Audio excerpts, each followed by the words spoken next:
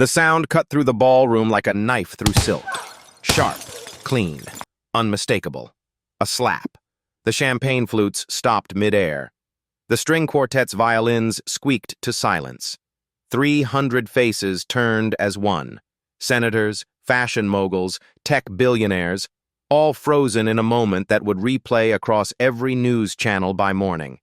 At the center of it all stood Aurelia Hartford in her $40,000 wedding gown, hand still raised, chest heaving. Before her, an elderly black woman in a simple navy dress touched her reddened cheek with fingers that didn't tremble. The old woman's eyes, dark and ancient, held something that made the temperature in the room drop 10 degrees. Not anger, not shock, something worse. Recognition. "You can buy a wedding," she whispered, voice steady as stone. "But you can't buy class." She turned, walked toward the exit. Her shoes clicked against marble with the rhythm of a ticking clock. "Ma!" A man's voice cracked across the silence. Rafael Marino, the groom, the billionaire heir everyone had been photographing all night, pushed through the crowd like a man watching his world collapse. "Hi, viewers. Kindly tell us where you're watching from and what time it is. Warm welcome to the family." But the old woman didn't stop, didn't look back, just kept walking until the gilded doors swallowed her whole.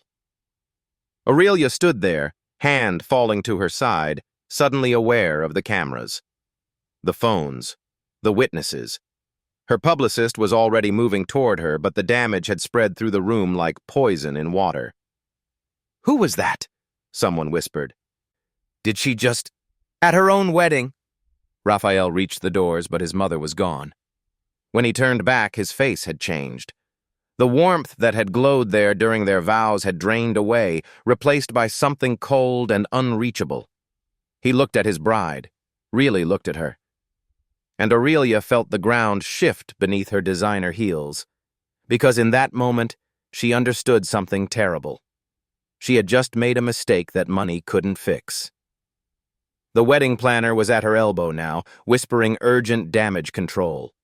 The photographer had lowered his camera. The maid of honor reached for her arm, but Aurelia pulled away. "It was an accident," she heard herself say, but the words sounded hollow even to her own ears. Raphael walked past her without a word, just walked right past like she was a stranger. The best man followed, then the groomsmen. One by one, the groom's side of the family began filtering toward the exit. The ballroom that had sparkled with promise minutes ago now felt like a crime scene. "Everyone, please," the wedding planner's voice echoed through the sound system, artificially bright. "Let's continue with the reception. The bride and groom will return shortly." But Aurelia knew better.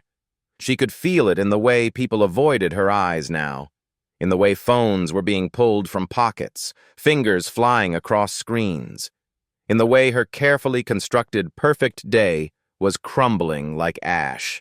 In the corner, a groomsman was on his phone. She caught fragments.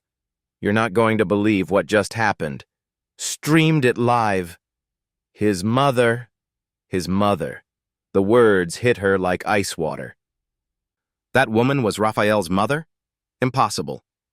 Raphael came from the Marino dynasty. Old money, investment empires, Manhattan penthouses. That woman looked like she shopped at thrift stores. Aurelia's mind raced back to the moment before the ceremony. Her assistant's nervous voice. "There's an older woman outside. Says she's the groom's mother." And what had she said? What had she done? "Tell her to wait outside. I'll deal with it." She'd dismissed her, turned her away, made Raphael's mother wait outside her own son's wedding like some uninvited guest. And when the woman had entered anyway, when she'd walked in with quiet dignity while Aurelia was basking in applause, what had Aurelia felt? Anger. Embarrassment. The audacity of this ordinary-looking woman disrupting her perfect moment. So she'd said those words. Those words she couldn't take back now. "You should have stayed in your lane, ma'am. This is not your place." And the woman had just looked at her. Calm, unbothered, with eyes that had seen things Aurelia couldn't imagine. That's when Aurelia's hand had moved on its own. Or had it? Had it been instinct, or had it been something darker? Pride. Entitlement. The belief that she was untouchable on her wedding day. The slap had felt satisfying for half a second. Then came the silence. The gasps. Raphael's face draining of color.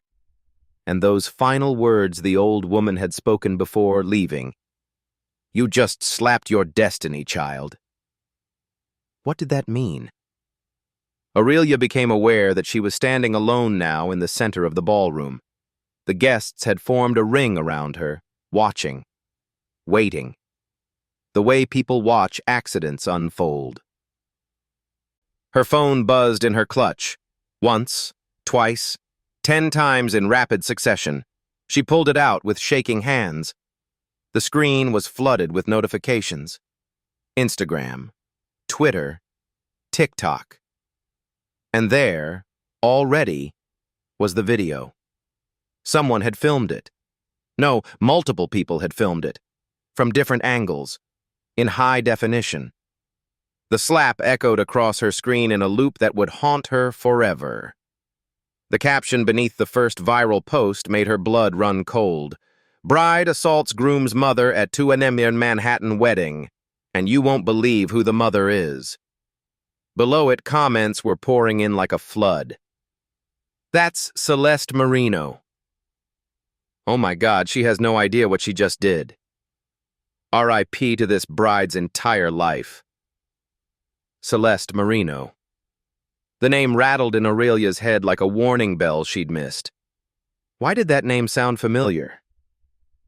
Why were people reacting like she'd just committed career suicide? Her publicist appeared at her side, face white. "We need to go. Now." "What? No, this is my wedding?" "Your wedding is over." The publicist's voice was flat. Final. Raphael left. His entire family left. And that video is everywhere. So we'll sue. We'll issue a statement. Aurelia. The publicist grabbed her arm, hard enough to hurt. "Do you know who that woman is?" Raphael's mother, apparently. So what? The publicist stared at her like she'd just confessed to murder. She's not just his mother. She's Celeste Marino. The Celeste Marino. The name still meant nothing. Aurelia shook her head, frustrated. "She used to run half of New York's underground," the publicist whispered. "Before she retired, before she went quiet. People don't forget women like her." "And you just slapped her, on camera, in front of everyone who matters." The room tilted. Aurelia reached for the nearest table to steady herself. This couldn't be happening. This was supposed to be the best day of her life. The day she finally ascended to the level she'd worked for. The day the world would see her as Mrs. Raphael Marino. Instead, she'd become the woman who slapped a Mafia matriarch at her own wedding. "What do we do?" Her voice came out small, childlike. The publicist was already backing away. "We? Nothing. You're on your own with this one. I can't be associated. You're my publicist. Was. Past tense." The woman turned and disappeared into the thinning crowd. Aurelia stood there in her perfect dress, in her perfect ballroom, surrounded by witnesses to her perfect destruction. The servers were starting to clear tables. The band was packing up. The wedding was ending, but not the way weddings were supposed to end. Through the window, she could see news vans already pulling up outside. Cameras, reporters. The story was too good. Too scandalous. Influencer bride attacks groom's mother. The headlines were writing themselves. Her phone buzzed again. This time it was her brand sponsor. The message was short. Contract terminated effective immediately. Then another. Her fashion line's investor. "We need to talk. This isn't the image we support." Then her agent. "Call me. Emergency." They were dropping her. Already. Within minutes of the slap, her carefully constructed empire was crumbling. She tried to call Raphael. Straight to voicemail. Tried again. Same. Sent a text. We need to talk. Please. The message showed delivered but not read. Around her, the last guests were filing out. Some looked at her with pity, others with barely concealed satisfaction, the schadenfreude of watching someone powerful fall. Aurelia Hartford? A voice behind her. She turned. A reporter with a camera crew had somehow gotten inside. Can you comment on the incident with Celeste Marino? Were you aware of her background when you— Get out, her voice cracked.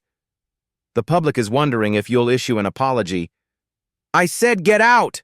Security finally intervened, escorting the reporter away.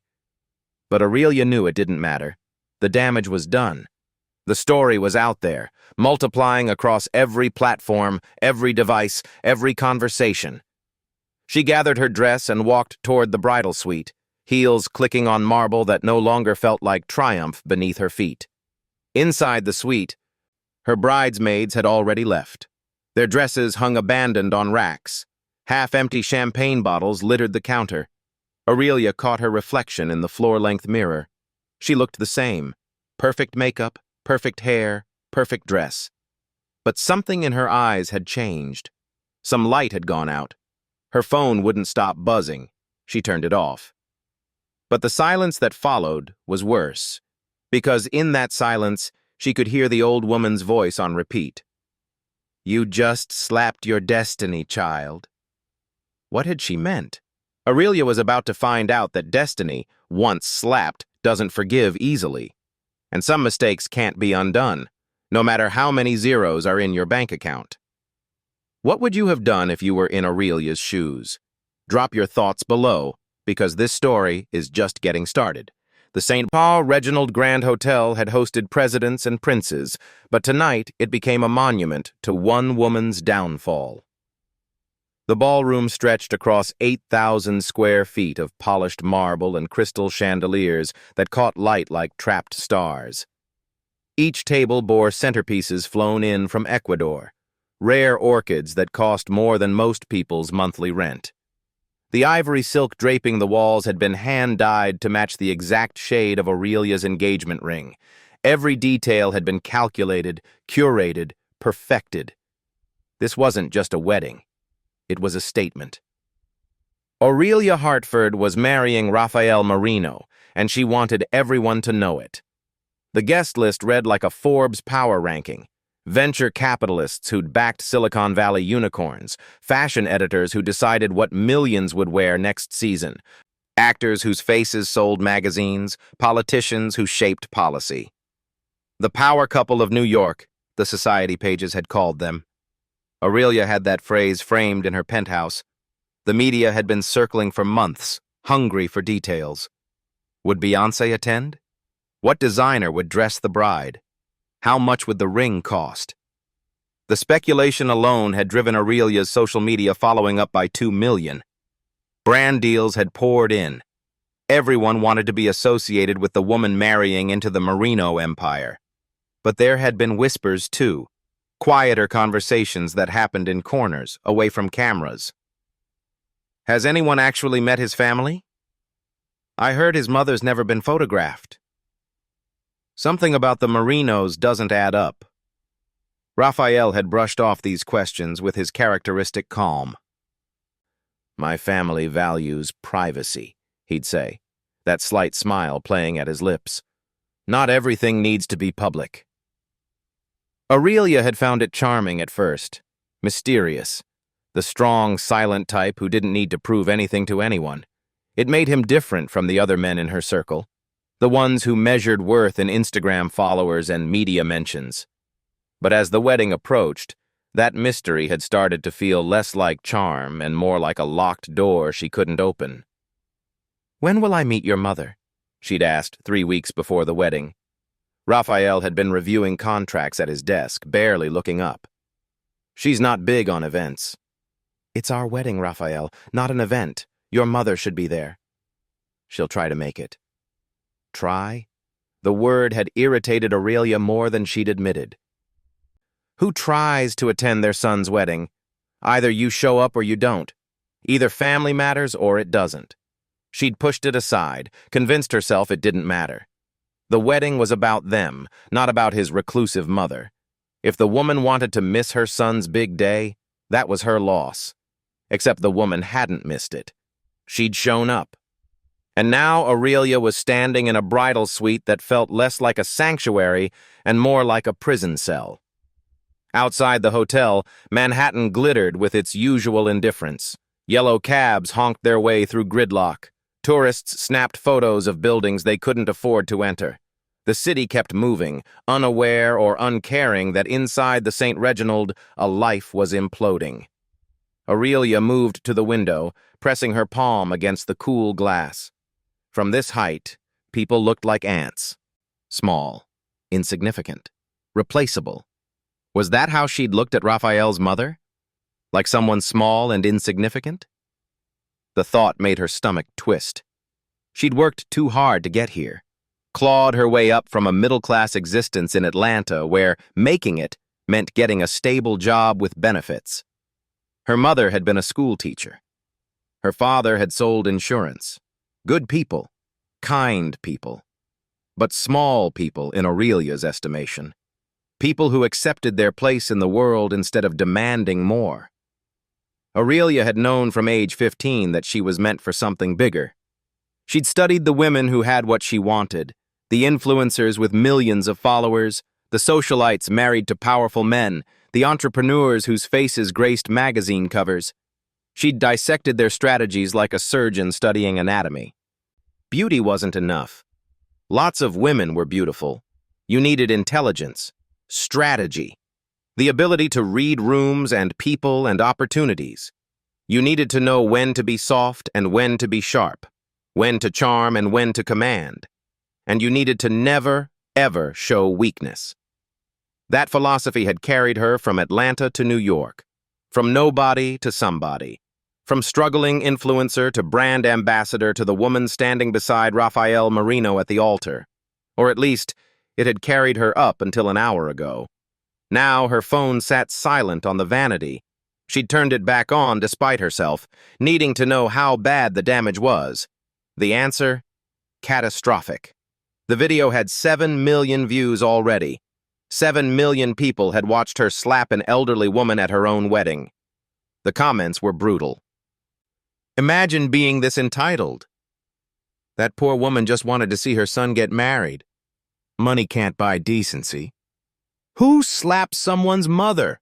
Aurelia wanted to scream at the screen. They didn't understand. None of them understood. That woman had walked in unannounced, disrupting the ceremony Aurelia had spent months planning. She'd stood there in her plain dress, making Aurelia look overdone by comparison, making Aurelia feel judged in her own moment of triumph. The slap had been instinct, protection, a way to reclaim control of a situation that was spiraling. Except it hadn't given her control. It had cost her everything. A knock at the door made her jump. "Miss Hartford?" A hotel manager's voice, cautious. "We have reporters in the lobby. They're asking for you. Should I send security to—" "Tell them I'm not available." "Yes, ma'am." "Also, Mr. Marino's family has checked out of their rooms. They've requested their deposits be returned and—" "Fine. Whatever." Aurelia's voice had gone flat. "Just handle it." The manager's footsteps retreated down the hall. Raphael's family had left. All of them. His cousins, his aunts, his business associates. They'd packed up and walked out like she was contaminated. And maybe she was. Maybe that slap had marked her in ways she couldn't yet comprehend. Her mother called. Aurelia stared at the screen, watching it ring, unable to answer.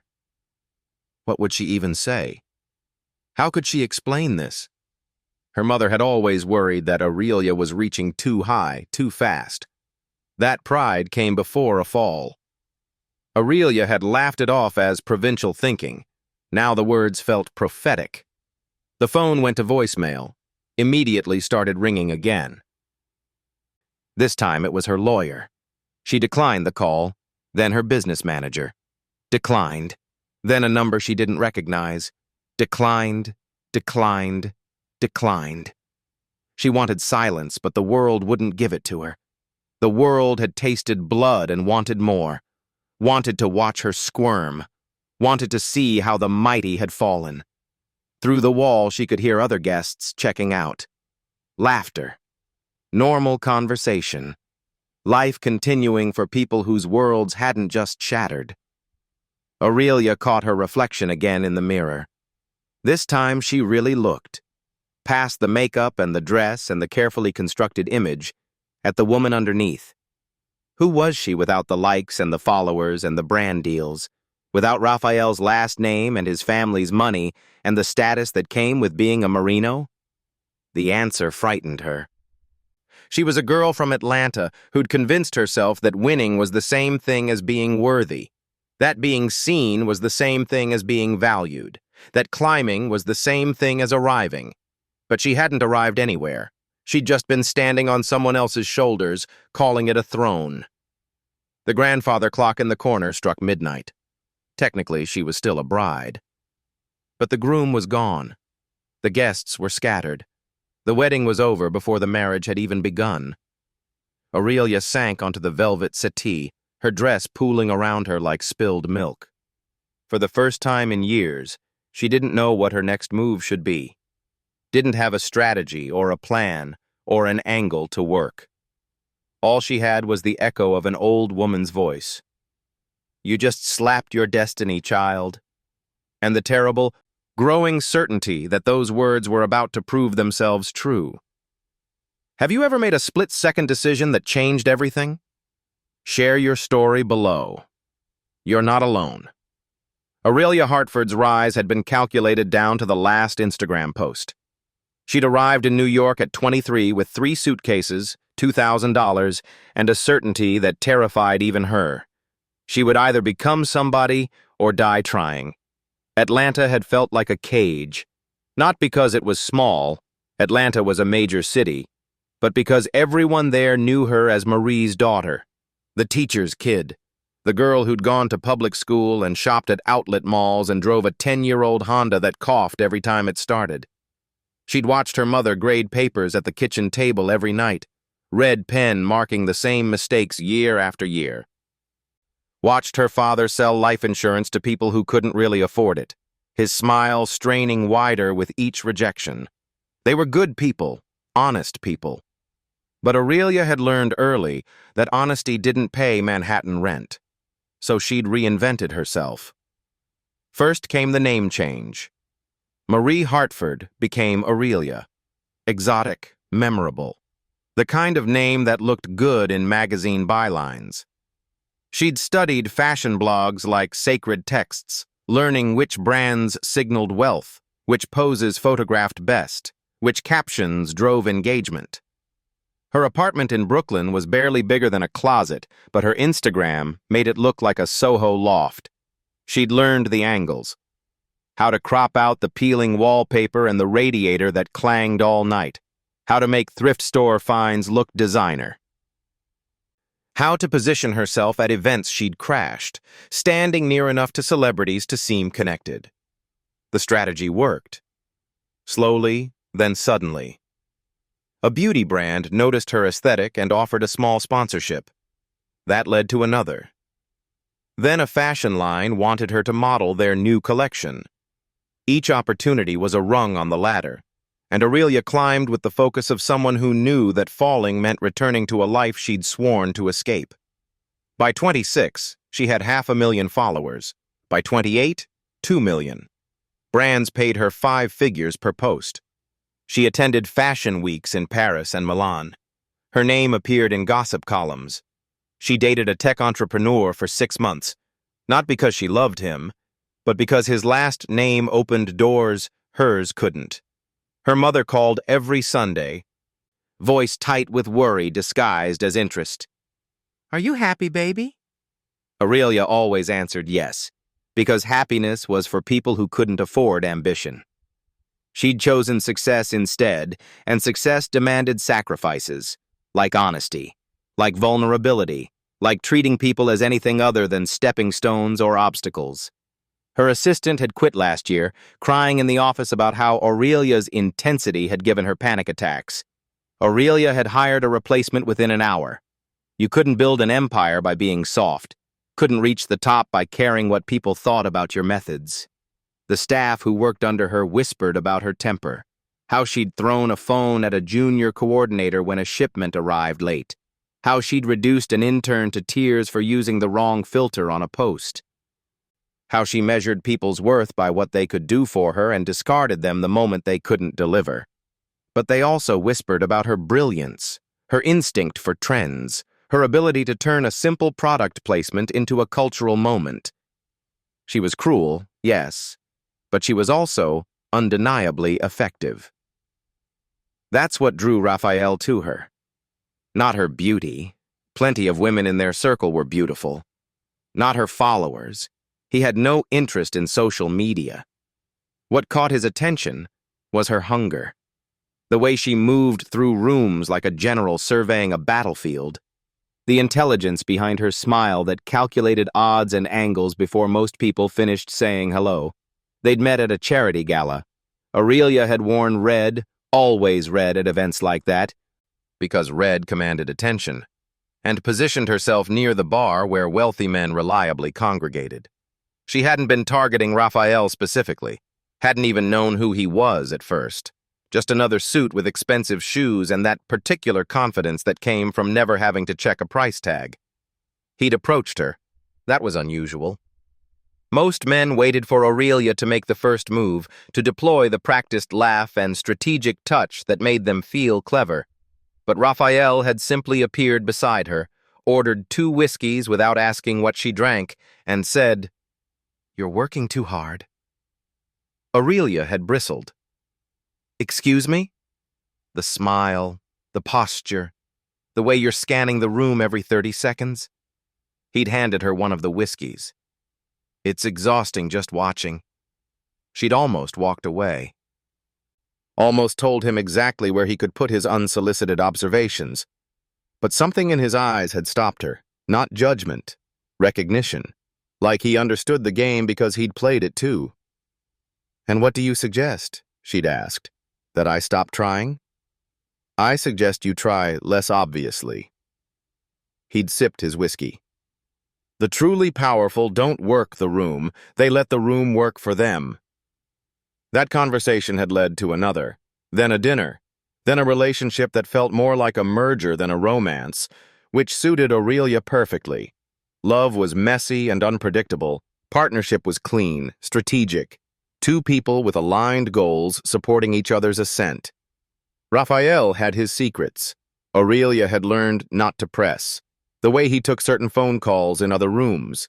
The questions he wouldn't answer about his family. The fact that despite his obvious wealth, she could never quite figure out where it came from. His companies were legitimate. Investment firms, real estate holdings, shipping interests. But there were gaps in his history. Years unaccounted for, references to before that he never explained. But Aurelia had secrets too, so they'd existed in a mutual agreement not to dig too deep, to accept what was offered and not demand more. That agreement had worked for 3 years, through the engagement, through the wedding planning, through 1,000 compromises and negotiations that felt more like business deals than promises of forever, right up until the moment she'd raised her hand and destroyed it all. Now, sitting in the ruins of her wedding, Aurelia tried to remember what Raphael had said when he'd proposed. They'd been in his penthouse overlooking Central Park. Snow had been falling. The first snow of the season, the kind that made the city look clean and hopeful. He'd gotten down on one knee because that's what you did, even though they both knew romance was just theater. The ring had been perfect. 3 carats, princess cut, platinum band. Exactly what Aurelia had mentioned in passing 6 months earlier. "Marry me," he'd said. Not a question, a statement. "Why?" she'd surprised herself by asking. Raphael had smiled that rare, genuine smile that made him look younger, softer. "Because you're the only person I've met who understands that love is a choice, not a feeling. And I choose you. Every day. On purpose." Aurelia had said yes. had posted the ring photo that got 500,000 likes in an hour, had started planning the wedding that would cement her place in society. But she hadn't stopped to wonder if Raphael had meant something different by choice than she did.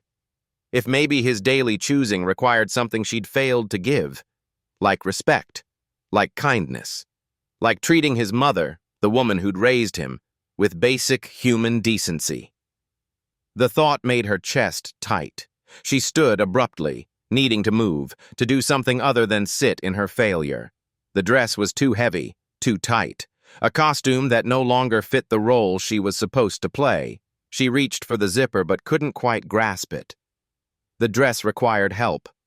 Another person, a maid or bridesmaid or husband, to release her from the elaborate construction.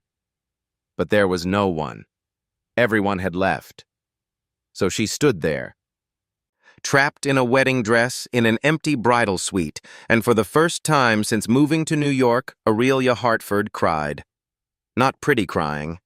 Not the kind she'd perfected for emotional Instagram stories. Real crying. Ugly and wet and desperate. The kind that came from a place she'd locked away years ago when she'd decided that vulnerability was weakness, and weakness would destroy her. Turns out, strength without humanity destroyed you just as thoroughly. The clock struck 1 in the morning. Technically, this was her wedding night.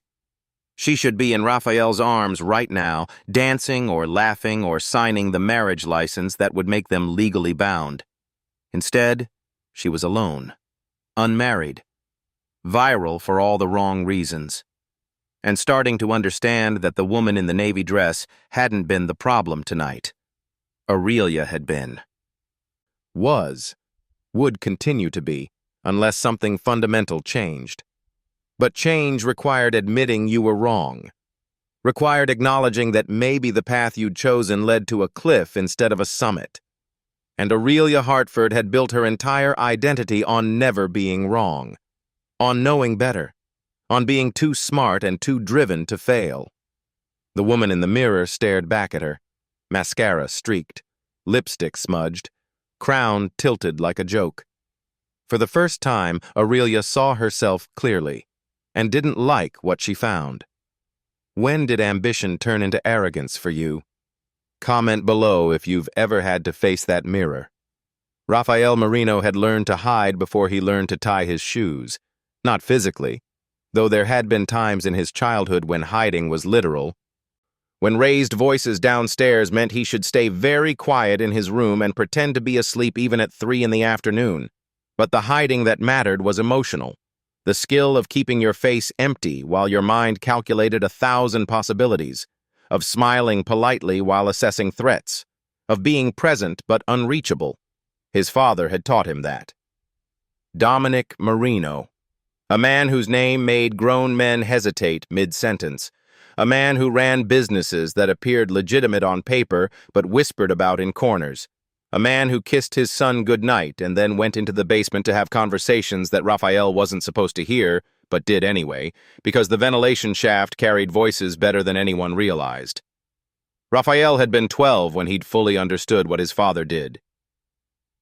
15 when he'd watched his father die, officially from a heart attack, unofficially from the kind of betrayal that happened when you trusted the wrong people. 17 when his mother sat him down and told him he had a choice. You can be like him, Celeste had said, voice steady but eyes holding storms. Or you can be better. But you can't be half of either. This world doesn't allow halfway. Raphael had chosen better. Had taken his inheritance and legitimized it. Built investment firms and real estate portfolios and shipping companies that operated entirely above board. Hired lawyers and accountants who made sure every dollar was clean. Distanced himself from his father's former associates who kept trying to pull him back into darkness disguised as opportunity. But going legitimate didn't mean going soft. Business at that level was still war, just fought with contracts instead of weapons. Raphael had learned to be ruthless in negotiations, to find weaknesses and exploit them, to build empires on the careful balance between power and restraint. His mother had watched it all from a distance, After Dominic's death, she'd retreated from that world entirely. Sold her shares in companies whose names appeared in newspapers for the wrong reasons. Moved to Harlem and bought a building that she turned into a women's shelter. Spent her days serving meals and teaching job skills and helping women escape the kind of life she'd once navigated. "I can't undo the past," she'd told Raphael when he'd questioned the decision, "but I can maybe balance the scales." They'd maintained a quiet relationship. Raphael visited every other Sunday, usually before dawn when the shelter was empty and they could sit in her small office drinking coffee that tasted like motor oil. She never asked about his business. He never asked about her past. They existed in an unspoken agreement that some doors stayed closed. Except Raphael had wanted her at his wedding. Had called her specifically, breaking their routine, because watching Aurelia plan this massive event had made him realize something. He wanted his mother to see him happy, or at least to see him trying to build something that wasn't about power or money or legacy. "I'm marrying her," he'd said on the phone 3 weeks before the wedding. "I know, I read about it." Celeste's voice had carried amusement. "The power couple of New York, they're calling you." "Ma." "I'm teasing, baby. I'm happy for you." "Then come, please. I know it's not your scene, but—" A long pause. Raphael had heard dishes clattering in the background, someone laughing, the sounds of life continuing regardless of individual dramas. "Does she know?" Celeste had finally asked. "About Dad?" "No, I kept it vague." "And about me?" Raphael had hesitated. "I told her you preferred privacy, that you weren't big on events." "Which are both true." Another pause. "What haven't you told her?"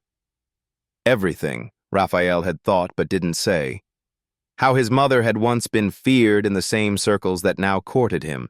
How she'd made decisions that saved his life and cost others theirs. How the money that funded his clean empire had originally come from sources that wouldn't pass any ethical test. "She doesn't need to know," Raphael had said. "That's the past. We're different now." "Different how?" "You still play the same games, baby, just with shinier pieces." "That's not fair." "Fair?" Celeste had laughed, but not happily. "You want to talk about fair? Fair is for people who've never had to choose between bad and worse. You and me, we live in the space past fair." Raphael had rubbed his eyes, tired of this argument they'd had in different forms for years. "Will you come or not?" "I'll try." And she had tried.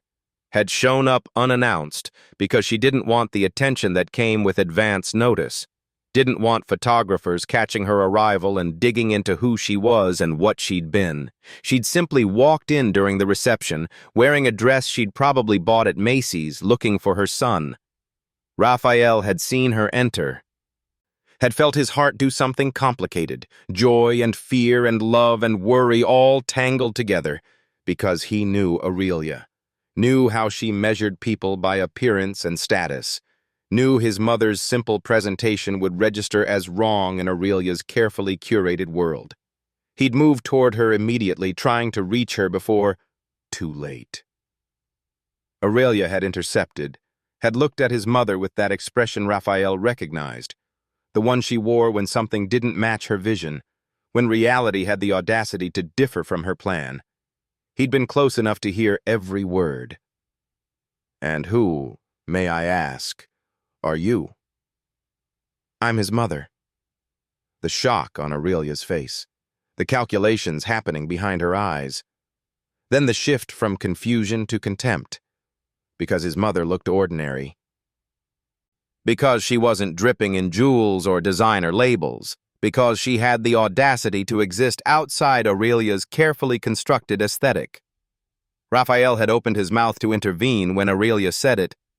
"You should have stayed in your lane, ma'am. This is not your place." And his mother, the woman who'd survived wars he'd never have to fight, who'd sacrificed more than Aurelia could comprehend, who'd chosen grace over vengeance every day for the past decade, just looked at his bride with something close to pity. That's when Aurelia raised her hand. Raphael had moved, had actually started running toward them. But time does strange things in moments of crisis. Stretches, compresses, makes you watch disasters unfold in slow motion while being completely powerless to stop them. The slap echoed. His mother's head turned slightly with the impact, but she didn't stumble, didn't cry out, just stood there, absorbing it. Then spoke those words that would replay in Raphael's mind forever. "You just slapped your destiny, child." When she turned to leave, Raphael had chased her, caught her at the door. "Ma, wait, please." She didn't know. Celeste had looked at him with retry jui, continue eyes that held more sadness than anger. She didn't want to know. That's different. I should have told her. About you. About everything. This is my fault. No, baby. Celeste had touched his cheek gently, the same cheek Aurelia had struck on her. This is about who she is when no one's watching, or when the wrong people are watching. You can't blame yourself for her choices. She's my wife. Is she? Celeste had glanced back at the ballroom. Because from where I'm standing, you just learned something important about the woman you almost married. Question is, what are you going to do with that information? Raphael had stood there, torn between the woman who raised him and the woman he'd promised to build a life with. But the truth was, the choice had already been made. Aurelia had made it for him when she decided his mother wasn't worth basic respect. "I'm sorry," he'd whispered, "for putting you through this." Celeste had smiled that sad, knowing smile. "I've survived worse than a slap from a scared girl who thinks money makes her powerful. But you need to decide if you can survive loving someone who thinks love is a transaction." She'd left then, walked out into the Manhattan night without looking back. And Raphael had returned to the ballroom to find his bride standing alone, surrounded by witnesses to her cruelty, her perfect day crumbling around her designer heels. He'd walked right past her, couldn't even look at her, because if he looked, he might say things that couldn't be unsaid, might reveal the rage building in his chest like a storm that had been gathering for months. He'd known, hadn't he? Deep down, beneath the rationalizations and the convincing himself that Aurelia's ambition was admirable, that her drive was attractive. He'd known she had a cruel streak, had seen how she treated people she deemed beneath her, service staff, assistants, anyone who couldn't advance her agenda. He'd told himself it didn't matter, that everyone in their world was like that you didn't build empires by being soft. But his mother had built empires too, real ones, and then she'd walked away from them because she'd learned that power without purpose was just destruction in slow motion. Now, hours after the wedding that never was, Raphael sat in his penthouse staring at the city lights. His phone kept buzzing. Cousins, associates, people who'd witnessed the disaster and wanted to know what came next. He ignored them all except one call. "You okay?" His business partner, Marcus, knew better than to waste time on pleasantries. "No. The video's everywhere. Legal wants to know if we're suing anyone." "For what? Filming the truth?" Marcus was quiet for a moment. "So what's the play?" That was the question, wasn't it? What was the play? Raphael had spent his entire adult life planning moves, anticipating consequences, staying 3 steps ahead. But this he hadn't seen coming. Or maybe he had and chose to ignore it. "No play," Raphael said finally. "We let it happen." "Let what happen?" "Whatever my mother decides." Marcus sucked in a breath. "Raphael, you sure about that? Your mother, no disrespect, but she's got resources, connections. If she wanted to bury that girl, then that's her choice, not mine." "And your wife?" "I don't have a wife." The words came out flat, final. "We never signed the license. The ceremony was interrupted.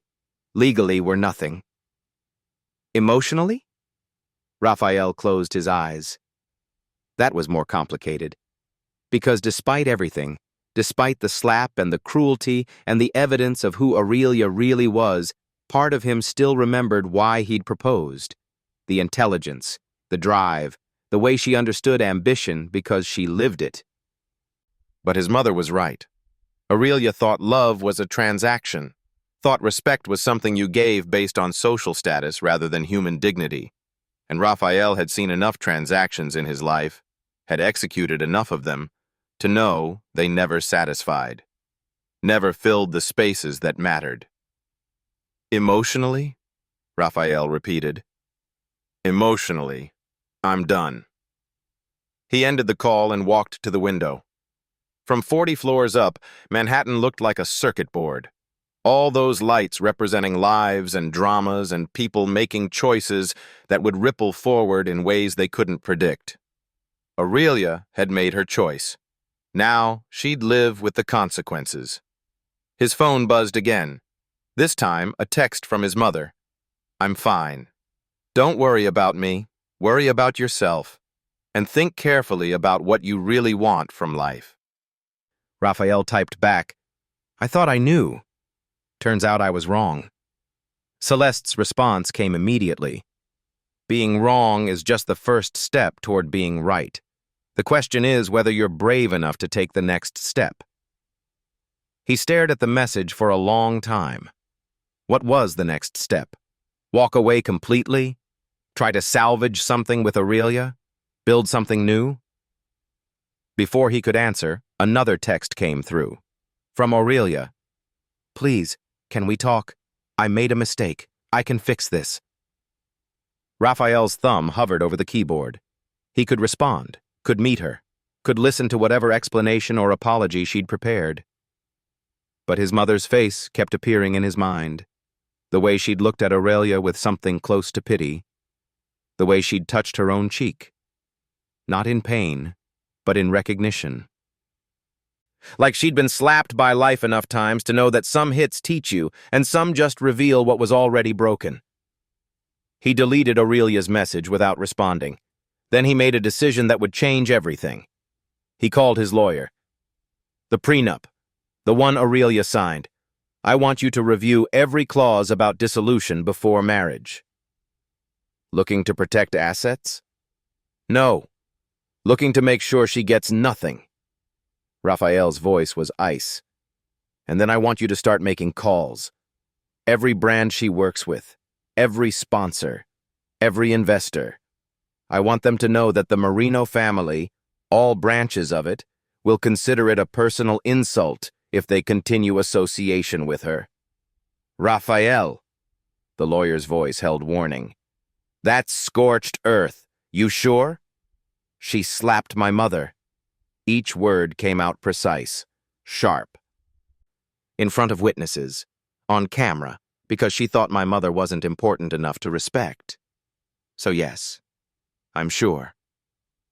And if your mother disagrees with this approach? Raphael smiled without humor. Then she'll tell me herself. But I don't think she will. My mother believes in consequences, in letting people learn from their choices. This is Aurelia's lesson, and I'm making sure she learns it thoroughly. He hung up and stood there, watching the city pulse with indifferent life. Somewhere down there, Aurelia was probably panicking, probably strategizing her way out of this disaster the way she'd strategized her way into his life. But what she didn't understand, what she'd never understand until it was too late, was that his mother's power wasn't loud, wasn't obvious. It existed in phone calls that happened in quiet rooms. In favors owed and debts remembered. In the invisible network of people who'd survived the same world and recognized each other across distances and decades. Celeste Marino had walked away from her empire. But the empire remembered who'd built it. And when word spread that someone had publicly disrespected her, the responses would come. Not violent, not obvious. Just doors closing, opportunities vanishing, The slow, steady dismantling of everything Aurelia had built on the backs of people she'd deemed unimportant. Raphael should have felt satisfaction, should have felt vindicated, protecting his mother's honor. Instead, he felt empty, because this was the world he'd tried to escape, the world of punishment and power plays and teaching lessons through destruction. This was his father's world, the one his mother had walked away from, the one Raphael had convinced himself he'd transcended. Turns out you don't transcend. You just find cleaner ways to do the same dirty work.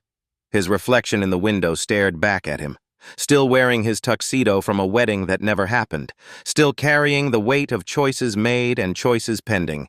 And somewhere in Harlem, his mother was probably serving dinner to women who'd survived worse than a slap, teaching them that power came from choosing differently, from breaking cycles instead of perpetuating them. Raphael wondered if he'd just broken a cycle or started a new one. The city offered no answers, just lights and noise and the endless churn of ambition meeting consequence. Have you ever had to choose between loyalty and mercy? Tell us what you decided, and if you'd make the same choice again. Morning came to New York with the cruelty of indifferent sunshine. Aurelia woke on the bridal suite couch, still wearing her wedding dress, neck cramped from the angle, makeup dried into a mask on her face. For 3 beautiful seconds, she didn't remember. Then consciousness returned like a slap of its own, and everything crashed down. The wedding. The old woman. The slap heard around Manhattan. Her phone lay on the floor where she'd thrown it sometime around 4 in the morning after the notifications became unbearable. Now, in daylight, she picked it up with shaking hands. 67 missed calls, 234 text messages. Her email had stopped loading after 999 unread, and her Instagram, she opened the app despite knowing better, had lost 300,000 followers overnight. The comments on her last post, a photo of her engagement ring from 3 days ago, had turned vicious. Hope it was worth losing your soul. Imagine being this hateful to an old woman. Someone's mama raised you wrong? That last one cut deepest because it was true. Her mother had raised her to be kind, to respect elders, to remember where she came from. And Aurelia had decided those values were inconvenient, had filed them away as things that belonged to her old life, before ambition taught her that kindness was weakness. A sharp knock on the door made her jump. "Ms. Hartford? Hotel management. We need you to vacate the room by noon." Noon. She glanced at her phone. It was already 10:30. She'd burned through her reservation and apparently, unlike everything else in her life, time couldn't be bought or negotiated. "Understood," she called out, voice hoarse. She finally managed to wrestle herself out of the wedding dress, hands fumbling with clasps and buttons that seemed designed to require help she no longer had. The dress pooled on the floor like spilled milk, $40,000 of silk and lace that would never be worn again, never photographed for the planned magazine spread, never preserved in a box for a daughter she'd imagined having someday with Raphael. Raphael. She tried calling him again, still straight to voicemail, tried texting. The messages showed delivered but unread. She might as well be messaging a ghost. Aurelia pulled on jeans and a sweater from the bag of leaving clothes she'd packed for after the honeymoon. They felt strange now, too casual, too normal, like costumes from someone else's life. She should call her mother, should face that conversation, but she couldn't. Not yet.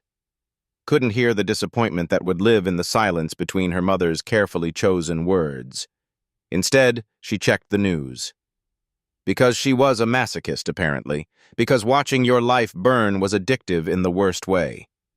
The tabloids had been ruthless. Bridezilla's wedding day. Assault, luxury influencer attacks groom's mother. The slap that ended a dynasty, inside the Hartford Marino wedding disaster. From power couple to PR nightmare, how one moment destroyed everything. But those were expected. What she hadn't anticipated were the think pieces, the cultural commentary.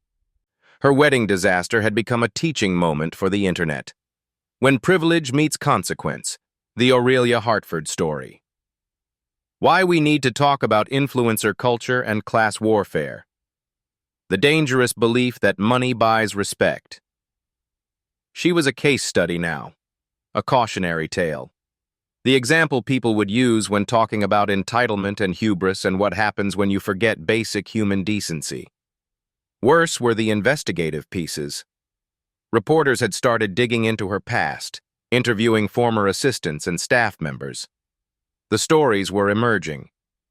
She threw a water bottle at my head when the flowers weren't the exact shade of white she wanted. Former wedding coordinator. I watched her reduce an intern to tears for using the wrong emoji in an email.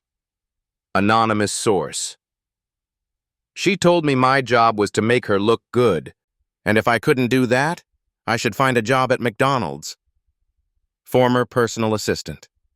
Every cruel moment, every cutting remark, every time she'd treated someone as disposable, all of it was coming out. People she'd terrorized were finding their voices, and the internet, which had once celebrated her rise, now celebrated her fall with equal enthusiasm. Her phone buzzed. A text from her brand manager. "We need to talk. All sponsors pulling out, call me." Then her fashion line's investor. "Emergency board meeting scheduled. Your position as creative director is being reviewed." Then her agent. "I'm sorry, Aurelia. I have to drop you as a client. This is beyond damage control." They were abandoning her, everyone. The same people who'd praised her hustle and celebrated her success were now running for the exits like the building was on fire. And maybe it was. Maybe she'd been living in a structure built on gasoline and ego, and the slap had been the match that set it all ablaze. Aurelia grabbed her suitcase and began throwing things inside. Makeup, shoes, the jewelry Raphael had given her over the years. She paused at a bracelet, platinum with diamonds that spelled out always. He'd presented it on their first anniversary with that quiet smile of his. "Always what?" she'd asked. "Always choosing you," he'd answered. But he wasn't choosing her now. Now he was choosing silence, choosing distance, choosing his mother's dignity over Aurelia's carefully constructed empire. And Aurelia couldn't even blame him. She left the hotel through the service entrance, hood pulled up, sunglasses hiding her face. A photographer still caught her. She heard the shutter click, but she kept moving. What was one more photo at this point? One more angle of her humiliation? Her apartment in Soho felt like a museum to her former life. Every surface held evidence of who she'd been 24 hours ago. Magazine covers featuring her, framed photos with celebrities, awards from influencer conferences, the life-size cutout from a brand campaign where she'd been called the face of modern ambition. Modern ambition. The phrase mocked her now. She collapsed on her couch and finally called her mother. The phone rang 3 times, 4, 5. Maybe her mother wouldn't answer. Maybe even she had given up on... "Baby," her mother's voice, warm and sad and somehow not surprised. "I've been waiting for your call." "Mama." The word broke coming out. "I messed up. I messed up so bad." I saw the video. Of course she had. Everyone had seen the video. It had 7 million views when Aurelia checked an hour ago. Probably 10 million now. I don't know what I was thinking. She walked in and she looked so ordinary and it was my wedding and everything was supposed to be perfect and... "Aurelia." Her mother's voice cut through the spiral. "Stop." Aurelia stopped. "Do you know what you did wrong?" I slapped her. "I know. That's not what I asked. I asked if you know what you did wrong." Aurelia sat there, phone pressed to her ear, trying to understand the question beneath the question. "I disrespected her?" "You disrespected yourself."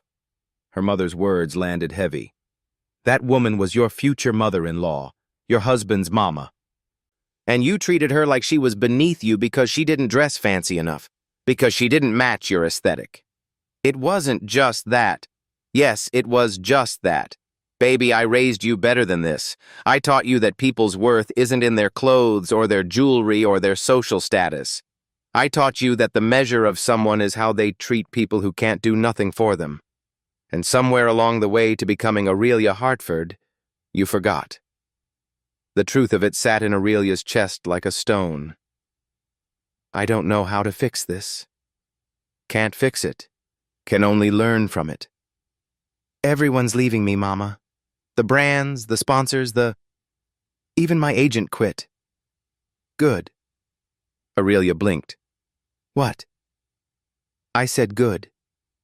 Maybe now you'll figure out who you are when you're not performing for cameras, when you're not building some image, when you're just you and you have to live with the choices you made. That's not fair. You don't understand this world, the pressure, the expectations, everything I worked for. I understand you slapped an elderly black woman at your own wedding because you thought she wasn't good enough to be there. Her mother's voice had gone quiet. Dangerous. I understand you've become the kind of person who measures people's value by their appearance. I understand my daughter, the girl I raised to be kind and humble, has turned into someone I don't recognize. The words hit harder than any slap. I want to come home, Aurelia whispered. No. Mama, you can't run home every time life gets hard, Aurelia. You made grown woman choices. Now you face grown woman consequences. You stay there in New York. You sit with what you did. And you figure out who you want to be. Because this? Her mother's voice cracked slightly. This ain't it, baby. This ain't who I raised. They sat in silence, connected by a phone line that felt like it stretched across more than just physical distance. Finally, her mother spoke again, softer now. I love you. Always will. But loving you don't mean protecting you from yourself. You need to learn this lesson. Really learn it. Not just apologize and move on. Actually change. How? Aurelia's voice was small, childlike. How do I change? That's the question you need to answer. Nobody can tell you that. You have to figure it out yourself. Her mother hung up. Aurelia sat there holding the silent phone, feeling more alone than she'd ever felt. Even during her first months in New York, broke and struggling, she'd had hope. Had had a vision of who she was becoming. Now she had nothing. No career, no husband, no mother-in-law she could ever face again. No respect from anyone who mattered. Just an apartment full of awards and magazine covers that suddenly looked like evidence from a crime scene. Her phone buzzed again. Another notification. Another sponsor dropping her. Another piece of her carefully constructed life falling away. She should be panicking. Should be calling lawyers or crisis PR firms or someone who could stop the bleeding. But instead, she found herself thinking about the old woman's eyes. The way they'd looked at her with something that wasn't quite anger or hurt. More like recognition. Like Celeste Marino had seen exactly who Aurelia was in that moment and found her predictable. Expected. Almost boring in her cruelty. You just slapped your destiny, child. What did that even mean? That Aurelia had destroyed her own future? Or that she'd been on the wrong path all along and this was destiny's way of correcting course? The apartment felt too small suddenly, too full of who she'd been. Aurelia needed air, needed to move, needed to do something other than sit and watch her life burn. She grabbed a jacket and headed for the door. Outside, Manhattan moved with its usual indifference. Street vendors called out their wares. Taxis honked. People rushed past with their own dramas and dreams and disasters. No one recognized her. Or if they did, they didn't care. The city had room for millions of stories. Hers was just one more. Aurelia walked without destination, letting her feet choose the path. past boutiques where she'd once shopped without checking prices, past restaurants where she'd had power lunches with people who'd never call her again, past the park where Raphael had proposed on that snowy evening that felt like a lifetime ago. She ended up at a coffee shop in Harlem. Didn't even realize where she was until she was inside, ordering a black coffee because her card declined when she tried to add the fancy additions she usually got. The barista, an older woman with kind eyes, didn't comment on the declined card. Just handed her the plain coffee with a smile that held no judgment. "Rough day, honey?" Aurelia almost laughed. Rough day. Rough life, more like. You could say that. Well, tomorrow's a new one. That's something.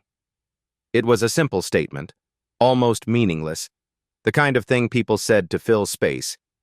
But it lodged in Aurelia's chest anyway, because she realized she hadn't thought past today, hadn't considered that there would be a tomorrow and a day after that, and weeks and months where she'd have to keep existing despite everything. She found a seat by the window and watched Harlem move around her. This was a part of the city she'd never spent time in, too far from her usual circles, too different from the polished neighborhoods where she'd built her brand. But it was alive in a way her world hadn't been, real, unfiltered, people living actual lives instead of performing them. Across the street, she noticed a building with a simple sign, Grace Harbor Women's Center.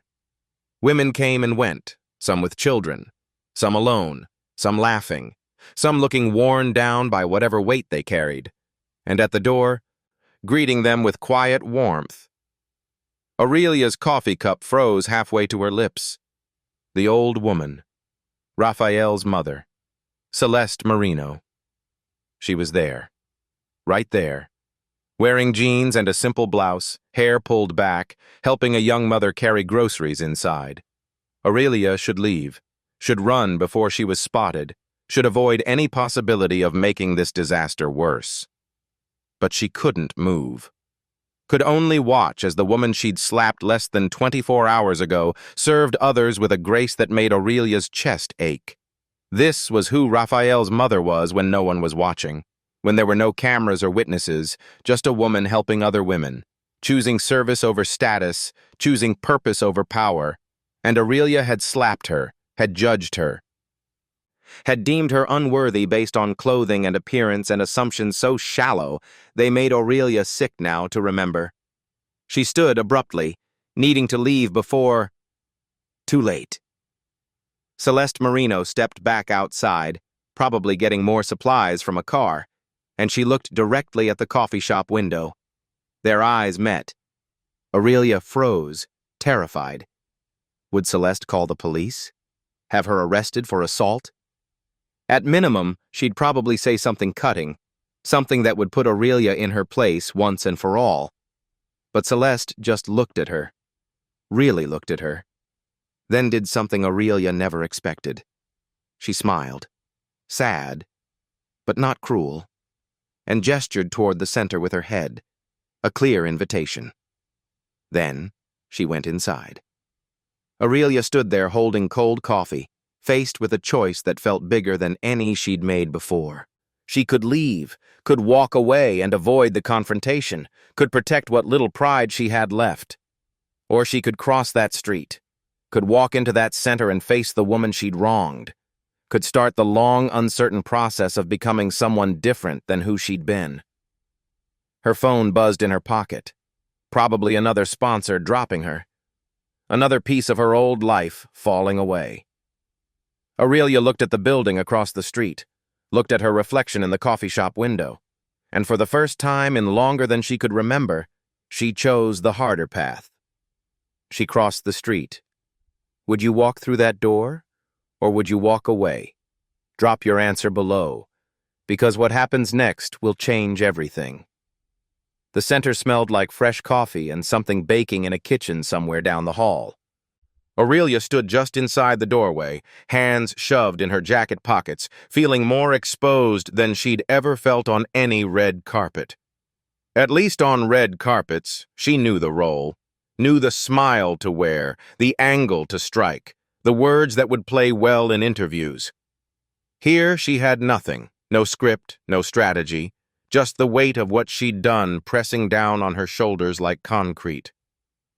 The main room was simple, worn couches arranged in a circle, a bulletin board covered in job postings and apartment listings, children's drawings taped to one wall, bright crayon colors declaring, "You are strong," and "Never give up" in wobbly letters. A few women sat scattered around, some talking quietly, others focused on laptops or paperwork. None of them looked up when Aurelia entered. She wasn't the story here, wasn't the center of attention. Just another person walking through a door. "You came." Celeste's voice came from behind her. Aurelia turned. The woman stood there holding a box of donated clothes, expression unreadable. No anger, no satisfaction. Just that same calm that had unnerved Aurelia at the wedding. "I don't know why," Aurelia admitted. The honesty surprised her. "Yes, you do." Celeste set the box down on a nearby table. "You came because you're starting to realize something important. Question is whether you'll follow through or run away when it gets uncomfortable." A younger woman approached, maybe early 20s, with a toddler balanced on her hip. "Miss Celeste, I got the job. The one at the daycare. They said I can start Monday." Celeste's face transformed. Pure joy. She hugged the young woman carefully, mindful of the child. "Janae, that's wonderful, see? I told you that interview would go well. I couldn't have done it without the clothes you gave me, and the practice interviews, and—" Janae's eyes landed on Aurelia. Recognition flickered. "Wait, aren't you—" "She's nobody important," Celeste interrupted smoothly. "Just someone who might be volunteering. Right, Aurelia?" It wasn't a question. It was a test. Aurelia could leave, could make an excuse and escape back to her apartment and her collapsing life, could avoid whatever lesson Celeste was about to teach, or she could stay. "Right," Aurelia heard herself say. "I'm here to volunteer." Celeste nodded once, sharp and decisive. "Good. Start with the kitchen. We're preparing dinner for 40 women tonight. Hope you know how to chop vegetables." She walked away before Aurelia could respond, leaving her standing there feeling dismissed and purposeful all at once. The kitchen was industrial. Stainless steel counters, commercial stove, shelves stocked with donated cans and boxes. 3 other women were already working, moving with the easy rhythm of people who'd done this before. "New volunteer?" one of them asked, handing Aurelia an apron. "I'm Shanice. That's Loretta and Keisha. You ever worked in a kitchen?" Aurelia thought about the personal chefs she'd hired, the meal prep services she'd subscribed to, the restaurants where she'd eaten but never once considered who was cooking. "No, not really." "Well, you're about to learn." Shanice pointed to a pile of onions that looked like a small mountain. "Start with those. We need them diced for the stew." Aurelia picked up a knife that felt wrong in her hand. Too heavy. Too real. She made the first cut, and the onion immediately made her eyes water. Keisha laughed, not unkindly. "First time chopping onions? Girl, you're in for a ride. Here, let me show you the right way." She demonstrated the technique, hands moving with practiced efficiency. Aurelia tried to copy it and nearly cut her finger. "Slow down," Loretta advised, not looking up from the potatoes she was peeling. "Nobody's timing you. This isn't a race." But everything in Aurelia's life had been a race. Race to the top.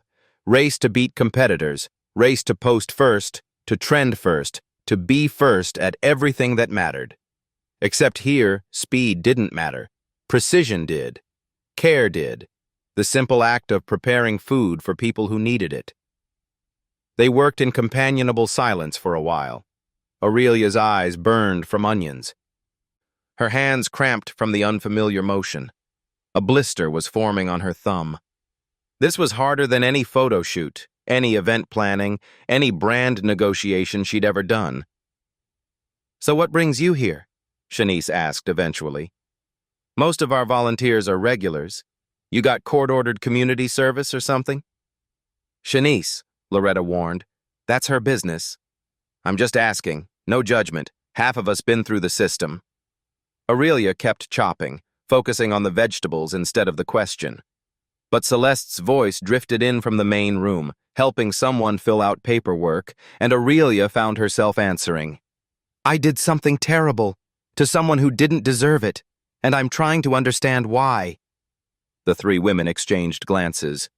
Some communication passed between them that Aurelia couldn't read. Understanding's good, Keisha said finally, but it don't mean much without changing. Plenty of people understand they messed up. Not so many actually become different. How do you become different? The question came out desperate. Same way you do anything, Loretta answered, dumping the peeled potatoes into a pot. One day at a time, one choice at a time, one moment where you pick the harder right thing instead of the easier wrong thing. It sounded simple, but Aurelia knew nothing about change was simple.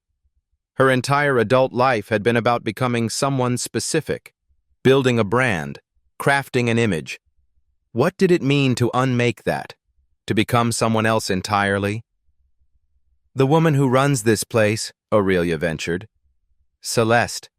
How long has she been doing this? Ms. Celeste? Shanice smiled. 10 years, maybe? She bought this building when it was about to be torn down, turned it into this center, saved a lot of women, including me. She seems kind. She is, but don't mistake kind for weak. Loretta's voice held warning. Ms. Celeste is the strongest woman you'll ever meet. She just doesn't need to prove it by stepping on people. The implication hung in the air, unlike some people, unlike Aurelia. They finished the prep work and moved to serving. Women began arriving for dinner, filing in with tired faces and wary eyes. Some brought children, others came alone. They all greeted Celeste with genuine warmth, the kind that couldn't be manufactured or performed. Aurelia ladled stew into bowls, hands shaking slightly from exhaustion. Each woman who passed said thank you, looked her in the eye. Treated her like a human being instead of a celebrity or a scandal or a cautionary tale. One woman, maybe 60 years old with gray braids and laugh lines around her eyes, paused at Aurelia's station. You're new. Yes, ma'am. Well, welcome. We need all the help we can get. She took her bowl and moved on. That was it. No recognition, no judgment. Just simple acceptance of someone doing simple work. When dinner was finished and cleanup was done, Aurelia found Celeste in her small office reviewing paperwork. She knocked on the open door. Celeste looked up. You stayed. You thought I wouldn't? Hoped you would. Thought you might not. Celeste set down her pen. Most people who mess up want instant redemption. Want to apologize and have everything go back to normal. They don't want to do the actual work of becoming better. Is that what this was? Work? That was day one. Celeste leaned back in her chair. You chop vegetables for a few hours, and you think you've learned something. But real change takes time. Takes showing up when it's hard. When your hands hurt and your feet ache and nobody's watching to give you credit. I hurt you, Aurelia's voice cracked.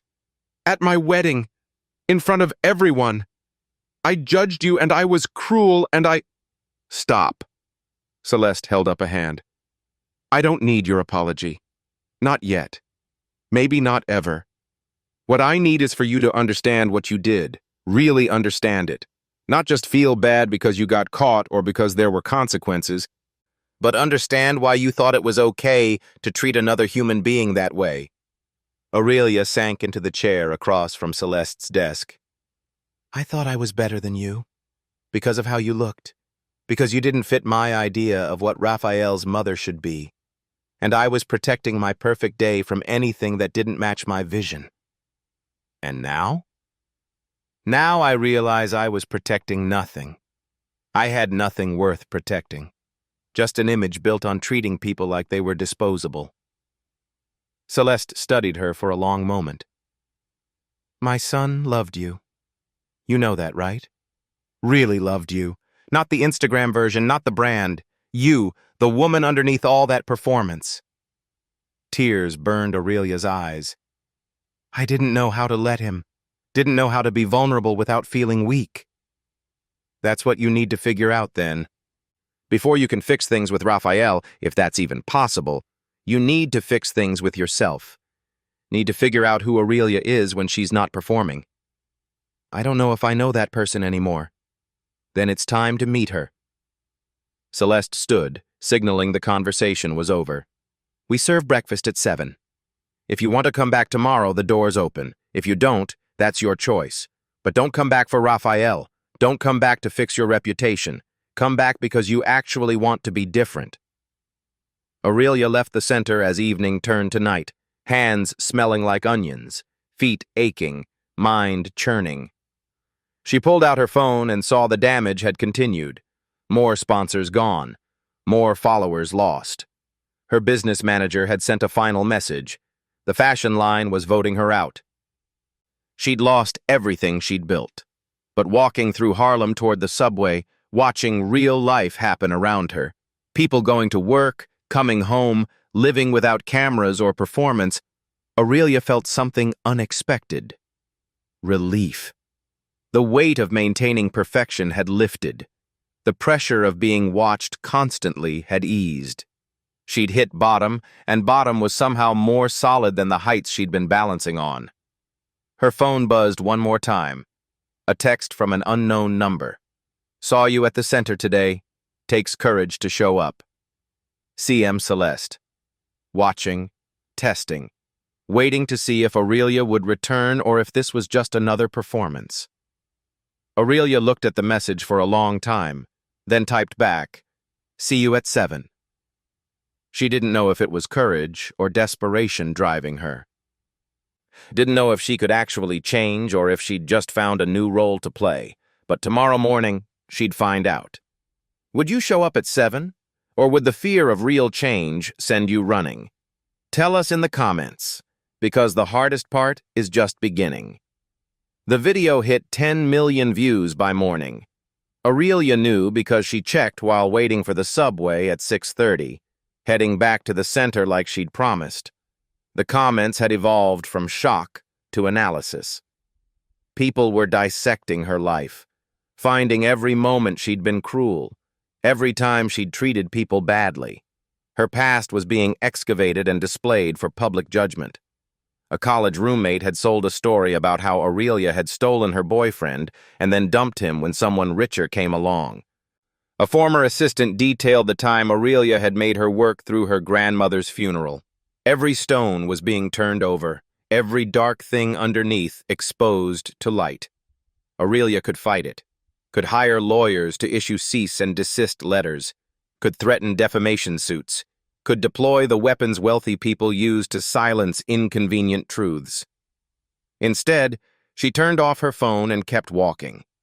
The center looked different in early morning light, less polished, more real. The paint was chipped in places. The sign needed updating. But women were already arriving, seeking help, seeking shelter, seeking something Aurelia was only beginning to understand. Celeste was in the kitchen, already prepping breakfast. She looked up when Aurelia entered, raised one eyebrow, then pointed to an apron. Pancakes today. You know how to make pancakes? From a box, maybe. We make them from scratch here, less expensive. Better for you. Pay attention. For the next hour, Celeste taught Aurelia how to measure flour, crack eggs, mix batter to the right consistency. Her instructions were clear but not unkind. When Aurelia's first batch burned, Celeste just scraped them into the trash and said, "Try again. Lower heat this time." No judgment, no lecture, just another chance. By 8 o'clock, they were serving breakfast to a full room. Aurelia carried plates, poured coffee, cleared tables. Her feet hurt. Her back ached. She'd gotten batter in her hair and syrup on her jeans. She looked nothing like the polished influencer who dominated Instagram feeds, and nobody cared. A woman named Destiny thanked her for the refill. A little boy named Marcus asked if she could tie his shoe.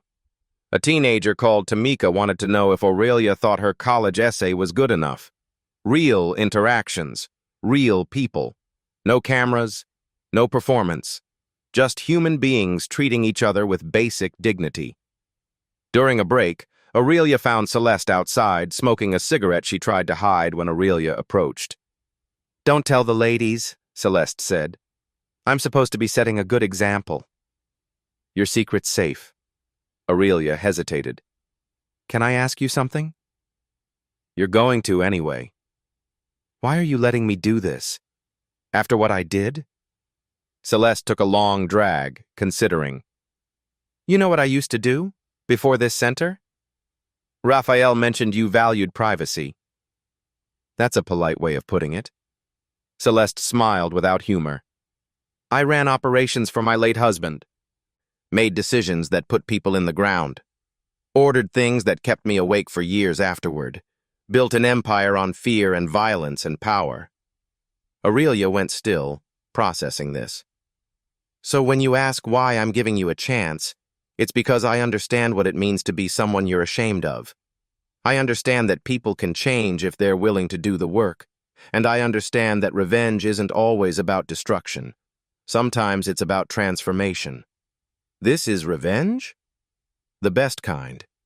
I could have destroyed you completely, made calls, used connections, ensured you never worked again in any capacity." Celeste dropped the cigarette and ground it out with her heel. "But that would have just made you a victim. This way you have to actually become better. You have to earn your way back to human." "That's harder than any punishment I could devise." The words settled over Aurelia like a weight. This wasn't mercy. This was justice wearing a different face. "What if I can't change?"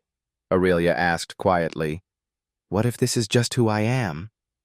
"Then you'll reveal that eventually. Can't pretend forever. The real you always comes out." Celeste turned toward the door. "But I don't think you're irredeemable. Just spoiled. And spoiled can be fixed if you're willing to get uncomfortable." Inside, cleanup had started. Aurelia joined the rotation, washing dishes in industrial-sized sinks. Her manicure was ruined. Her hands were red and raw. 3 weeks ago, she'd been planning a honeymoon in Bora Bora. Now she was elbow-deep in dishwater in Harlem. Her phone sat in her locker, silent and ignored. She'd turned it off after checking the view count. Didn't need to watch her life burn anymore. Either it would burn completely or something new would grow from the ashes. Either way, staring at it wouldn't change anything. "You're doing good," Shanice said, working beside her. "Most volunteers don't last past day 2. What makes them quit?" "The work's hard, the pay is 0, and there's no glory in it. Nobody's posting Instagram stories about washing dishes in a shelter." Shanice shot her a knowing look. "But I think you're starting to understand that glory was overrated anyway." By noon, Aurelia was exhausted. Celeste released her with instructions to return tomorrow if she wanted. No pressure, no obligation, just an open door. Aurelia stepped outside into Manhattan afternoon, blinking in the sunshine like someone emerging from a cave. Her phone had been off for 6 hours, a record. She turned it back on and watched notifications flood in. But mixed in with the hate and the cancellations was something unexpected. A message from Janny, the young woman from yesterday. "Thank you for serving us today." It meant a lot. Then another from Destiny. "You were kind to my baby. Bless you." Small kindnesses, simple acknowledgments, not from people who could advance her career or boost her status, just from people who'd been treated with basic human decency and wanted to say thank you. Aurelia saved those messages, kept them separate from everything else. Evidence that maybe she could be someone different. Her apartment felt emptier than before. The awards and magazine covers that had once seemed like trophies now looked like props from a play that had closed. She walked past them without pausing, went to her bedroom, and did something she hadn't done in years. She called her mother back. "Mama, I need to tell you something." Her mother's voice was cautious. "I'm listening." "You were right. About everything. I became someone I'm ashamed of. And I'm trying to change. I don't know if I can. but I'm trying. Silence on the other end. Then, where are you trying? A women's center in Harlem, the one Raphael's mother runs. I'm volunteering, serving meals, washing dishes, learning how to be useful instead of just visible. And Raphael? Gone. I haven't heard from him since the wedding. Aurelia's voice caught. I lost him, Mama. Lost him, and I deserve it. Maybe you did lose him. Maybe that's over. Her mother's voice softened. But maybe that needed to end so you could start something better. Not with Raphael. With yourself. They talked for an hour. Really talked.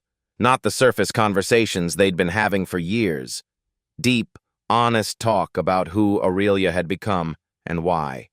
About the choices that had led her here. About what came next.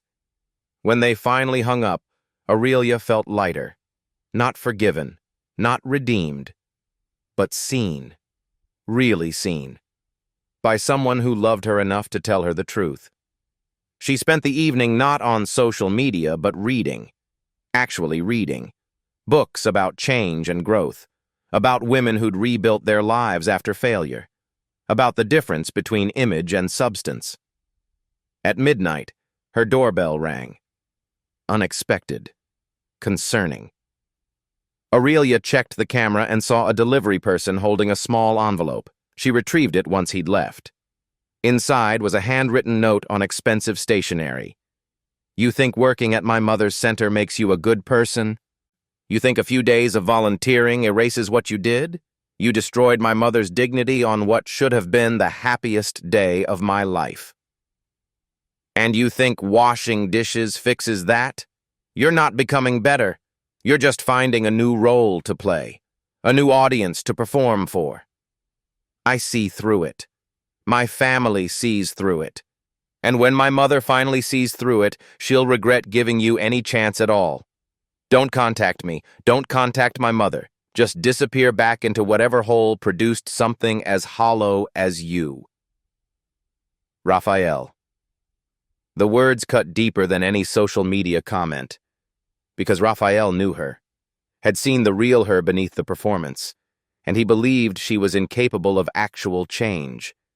Maybe he was right. Maybe this was just another role, another strategy to salvage something from the wreckage. Or maybe he was testing her, seeing if cruel words would send her running back to old patterns, seeing if she'd crumble or keep going. Aurelia read the note 3 more times. Let the pain of it settle. Then did something that surprised herself. She folded it carefully and put it in a drawer. Not as motivation, not as evidence for some future confrontation, just as a reminder of what she'd lost and why. Then she set her alarm for 6 a.m. and went to bed. Because tomorrow, she'd return to the center. Not to prove Raphael wrong, not to win him back, but because for the first time in her adult life, she was doing something that mattered to people who needed it. And that was enough. Had to be enough. Even if Raphael never believed it.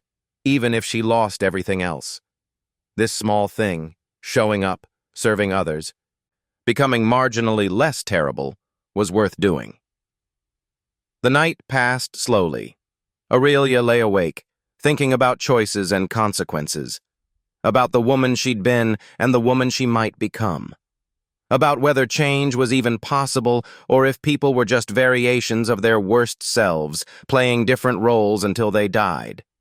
She didn't have answers, just questions and the faint hope that asking them was the first step toward becoming someone worth answering to. Have you ever received words that cut so deep you had to choose between breaking or becoming stronger? Share your story below, because sometimes the cruelest words teach us the most important lessons. 3 weeks passed in a rhythm Aurelia had never known. Wake at 6, subway to Harlem, work at the center until early evening, return home exhausted, sleep, repeat. No events. No photo shoots, no brand meetings or influencer conferences, Just simple, repetitive work that left her hands calloused and her mind clearer than it had been in years. The internet's attention had moved on, mostly. She was yesterday's scandal. A few articles still popped up recounting the slap as cautionary tale, but the fresh outrage had faded. Her follower count had stabilized at half what it had been. The people who remained were either hate followers waiting for her next mistake or genuine supporters who believed in second chances.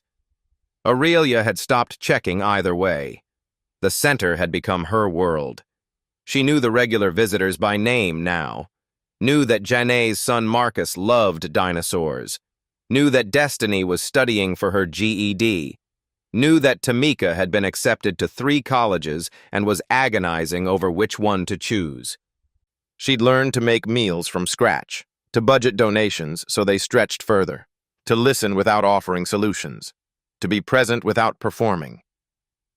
Celeste watched it all with that same unreadable expression, never praising, never criticizing, just observing whether Aurelia's change was surface or substance. On a Wednesday morning, while Aurelia was organizing donated clothes, Celeste appeared in the storage room doorway. "I need to show you something." She led Aurelia to her office and gestured to a chair, then pulled out a folder thick with papers. "These are the calls I made the night of the wedding, the investors I spoke to, the brands I suggested might want to reconsider their associations." Celeste opened the folder, revealing pages of names and notes. "I destroyed your career methodically. Every sponsor who dropped you, every opportunity that vanished, that was me. Using connections I spent decades building, pulling strings most people don't even know exist." Aurelia stared at the evidence of her own destruction. "Why are you telling me this?" "Because you need to understand what real power looks like. It's not Instagram followers or designer clothes or appearing at the right parties. Real power is quiet, strategic. It happens in phone calls nobody records and decisions nobody sees." Celeste closed the folder. "I could have made you disappear completely, but that felt too easy, too clean. So you let me drown slowly instead." "No, I gave you a choice. You could have stayed drowned, could have given up completely. Instead, you showed up here, did the work, kept coming back even when nobody was watching." Celeste leaned forward. "That's what I needed to see. Whether you'd quit when it got hard or push through when there was no reward. And what's your verdict? You're still here, aren't you?" Celeste stood, moving to the window that overlooked the center's main room. "My son sent you a letter 3 weeks ago. I know because he told me. Said he wanted to see if cruel words would break you or motivate you." Aurelia's chest tightened. "You knew about that?" "Raphael is my son. He tells me things. He's hurt, angry. He loved you, and you humiliated him by humiliating me. So he tested you. Wanted to see if you'd crumble or prove him wrong." "Did I?" "You're still here," Celeste repeated. "That's your answer." She pulled out her phone, tapped something, then handed it to Aurelia. On the screen was a message thread between Celeste and Raphael. "Raphael, is she still coming to the center?" Celeste, "Every day, early. Works hard. No complaints." Raphael, "She's performing, trying to get back in our good graces." Celeste, "Maybe. Or maybe she's changing. Time will tell." Raphael, "I don't believe people change, not fundamentally." Celeste, "You used to believe that about me too. Remember?" The thread ended there. Aurelia handed the phone back, emotions tangled. Raphael was tracking her progress through his mother, still watching, still caring maybe, despite the cruel letter. "What do I do with that information?" Aurelia asked. "Nothing. Raphael's feelings are his to manage. Your job is to figure out who you are when nobody's watching, when there's no reward. When the only reason to be good is because being good is better than being terrible. Celeste opened her desk drawer and pulled out another envelope. This came for you yesterday. I held onto it because I wanted to see if you'd keep showing up without knowing it existed. Aurelia took the envelope with shaking hands. Inside was a single sheet of paper. Handwritten. Raphael's handwriting. I've been watching. Against my better judgment. Against my anger. And I see you trying. I see you showing up. I don't know if it's real or if it's just a better performance, but I wanted you to know I see it. That doesn't mean we're okay. Doesn't mean I forgive you or that we have a future. It just means I'm not turning away completely. Not yet. My mother says you might actually be changing. I hope she's right. Because the woman I fell in love with is still in there somewhere, under all the ambition and image. And if you can find her again, maybe there's something worth saving. Or maybe there isn't. Maybe some things break too thoroughly to fix. Time will tell. R. Aurelia read it 3 times, tears blurring the words. This wasn't forgiveness. Wasn't reconciliation. Just acknowledgement. Raphael saw her, still questioned her, but saw her. What does this mean? She asked Celeste. It means the door isn't completely closed, but it's not open either. It's just there. What you do next determines whether it opens or closes forever. What should I do? What you've been doing. Show up, do the work, become someone worthy of a second chance, not for Raphael, not for me, for yourself. Celeste took the letter back, filed it away. You want to know something about power? Real power isn't making someone love you.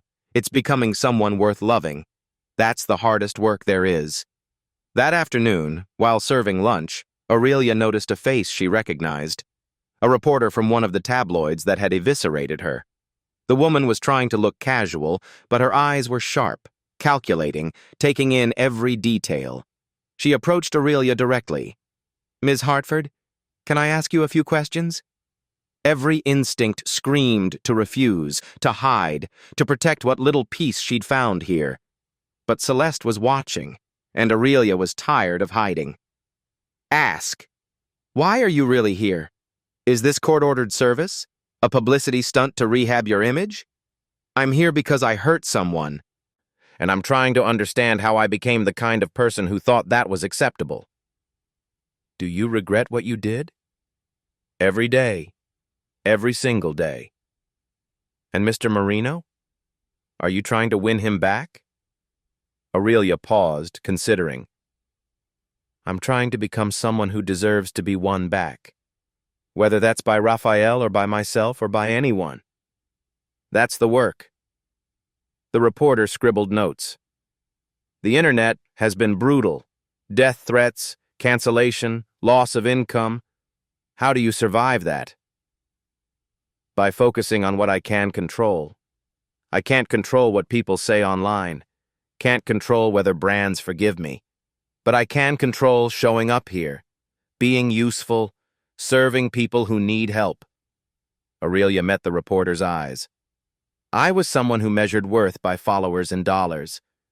Now I'm trying to measure it by whether I made someone's day slightly better. That's the only metric that seems to matter anymore. The reporter studied her. That's quite a transformation. It's not transformation yet, just the beginning of maybe becoming less terrible. Aurelia smiled sadly. Check back in a year. Ask me then if it stuck, or if I slipped back into old patterns. I honestly don't know which it'll be. The reporter left. Aurelia expected the article to be vicious, to mock her volunteer work as performance. But when it published the next day, the headline surprised her. The Fall and Possible Rise of Aurelia Hartford, When Second Chances Meet Hard Work. The article was fair, skeptical but fair. It detailed her work at the center, quoted other volunteers who said she seemed genuine. Noted that only time would tell if the change was real. It was the first piece written about her in weeks that didn't feel like a knife.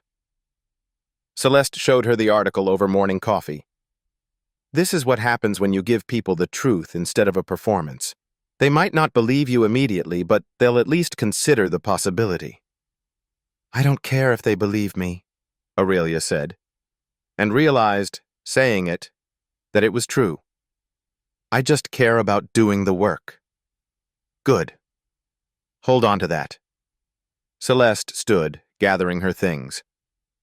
Because in about 5 minutes, my son is going to walk through that door. He's been thinking. He wants to talk. And what you say to him will matter more than any article or any public opinion. Aurelia's heart stopped. Raphael's coming? Here? Now? Now. Celeste headed for the door.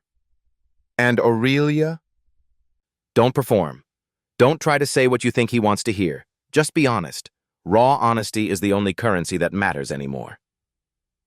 She left. Aurelia sat frozen, mind racing. What would she say? How would she explain? How could she convince him that her change was real when she barely believed it herself? The door opened. Raphael stood there looking thinner, tired, but still carrying that quiet power that had drawn her to him. Their eyes met across the center's main room, and Aurelia realized that whatever happened next would determine everything. What would you say if someone you'd hurt gave you one chance to explain yourself? Drop your answer below, because the words we choose in moments like this define who we really are. Raphael didn't smile, didn't move from the doorway. Just stood there looking at Aurelia like she was a problem he was trying to solve. Walk with me, he finally said. They left the center in silence, walking toward a small park 2 blocks away. The morning air was cold, promising winter. People rushed past on their way to work, lives continuing regardless of the small drama unfolding between 2 people trying to figure out if broken things could be fixed. Raphael found a bench away from foot traffic and sat. Aurelia joined him, leaving space between them that felt like miles. I didn't think you'd come back, Raphael said, staring straight ahead. To the center, I mean. Thought you'd last a day, maybe 2, then return to whatever was left of your old life. There's nothing left of my old life. Good. The word came out harsh. That life produced someone who slapped my mother at our wedding. So good riddance to it. Aurelia flinched, but didn't argue. What could she say? He was right. I've been watching, Raphael continued. Through my mother. Through cameras at the center I had installed years ago for security. I've seen you show up every morning, seen you work, seen you interact with the women there, and I still can't tell if it's real or just a better performance. I don't know either, Aurelia admitted. The honesty surprised even her. I don't know if I'm actually changing or if I'm just good at adapting, at finding new roles to play. Maybe there's no difference. Maybe we're all just playing roles until we die and some roles are just better than others. Raphael turned to look at her finally. Really look at her. That's the most honest thing I've ever heard you say. Your mother taught me that honesty matters more than performance. Took me 3 weeks, but it's starting to sink in. My mother sees something in you, something redeemable. I'm not sure I do. Raphael's jaw tightened. You humiliated her, Aurelia. Judged her for not wearing the right clothes or looking rich enough. Decided she wasn't worthy of basic respect because she didn't fit your aesthetic. Do you understand how deep that cuts? I do now. I didn't then. Aurelia wrapped her arms around herself, cold and small. I was so focused on my perfect day, my perfect image, that anyone who didn't fit the picture became an obstacle. Your mother wasn't a person to me in that moment. She was a disruption. Something to remove so my vision could stay intact. And what is she now? A woman who survived things I can't imagine, who built power and then walked away from it because she understood something I'm only starting to learn. That real strength isn't domination. It's a service. It's showing,